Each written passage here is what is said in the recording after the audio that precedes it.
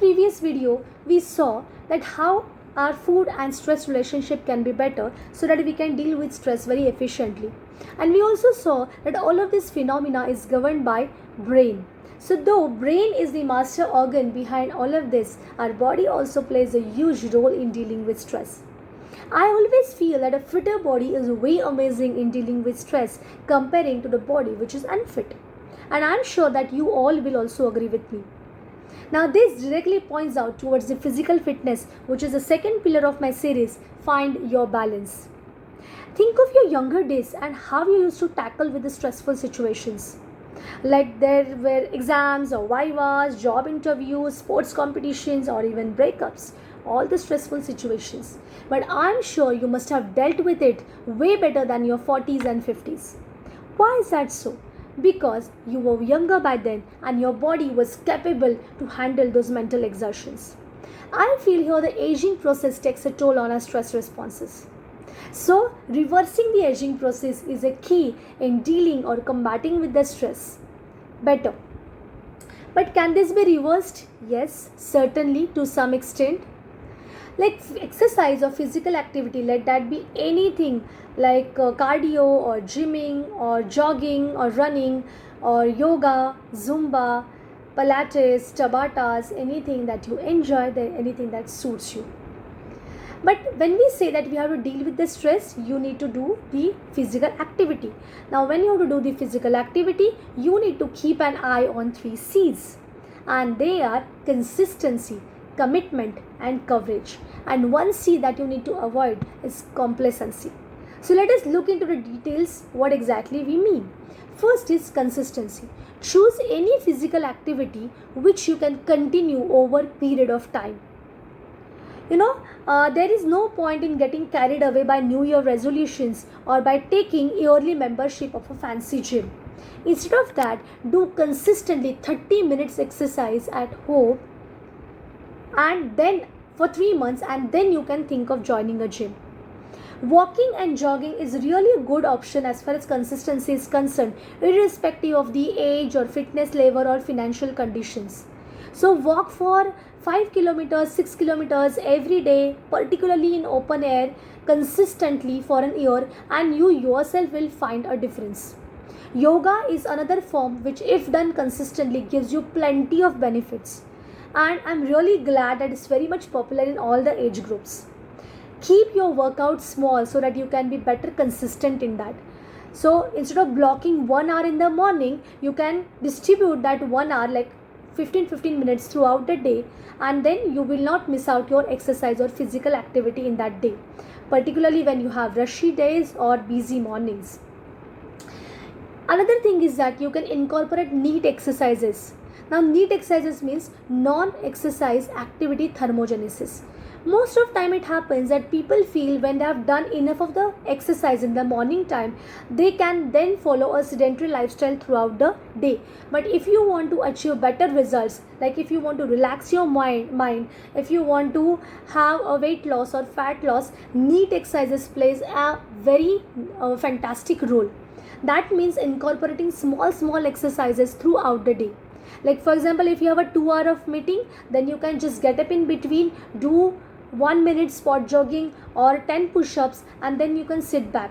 Now this not only helps in relaxing your mind, but it also helps in maintaining the level of lipoprotein lipase enzyme, which helps in mobilizing the fat from the body, and that way you can also achieve a very good fat loss and weight loss result as well.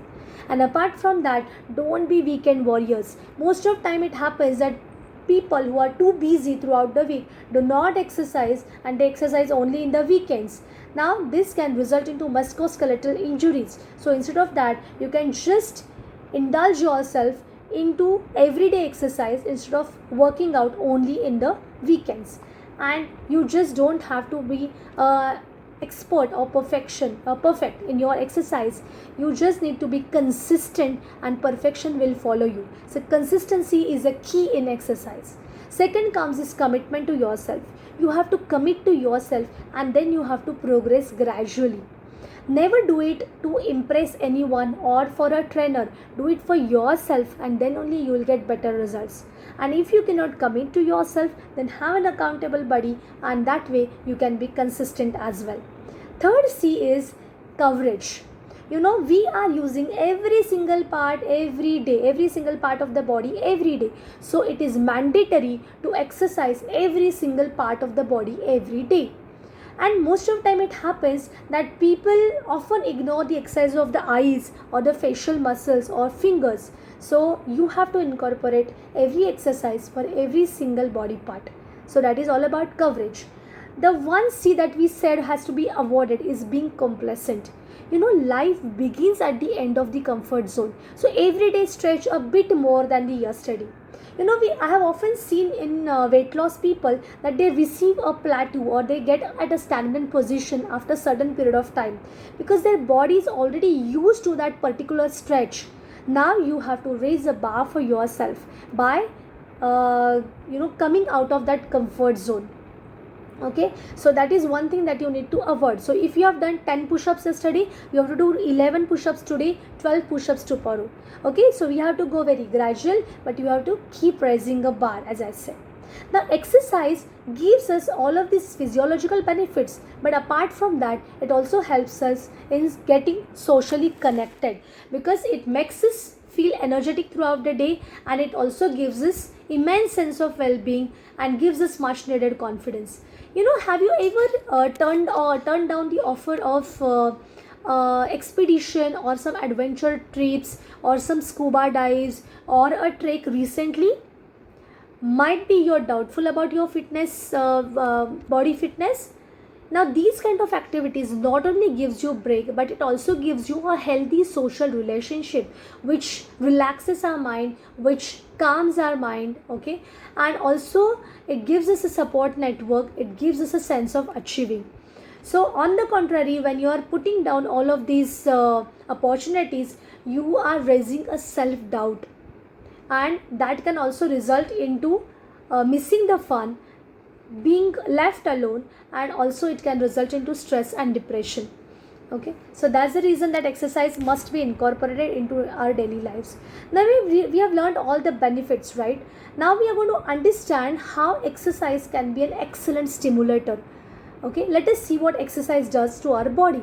Exercise or physical activity helps us in bumping the feel good neurotransmitter endorphins. और exercise क्या करता है? Exercise imitates the stress response, fight और flight response. Okay, so it triggers the problem and it heals in itself. I'll give you one analogy here. When pilots are certified to fly a plane, they are not directly given an aeroplane to fly. Initially they are made into sit in an aeroplane, and then certain situations are created around them, some turbulence or some thunders, some stressful situations, and then their responses are seen, how exactly they are reacting, how exactly they are responding, and then they were given an actual plane. Same like that, exercise basically gives our body a demo about a stressful situation, and then creates a memory into ourselves how we are dealing with that particular stress during exercise. So when the actual stressful situation comes, our body is already used to give a right response, and that way we can deal with the stress very efficiently.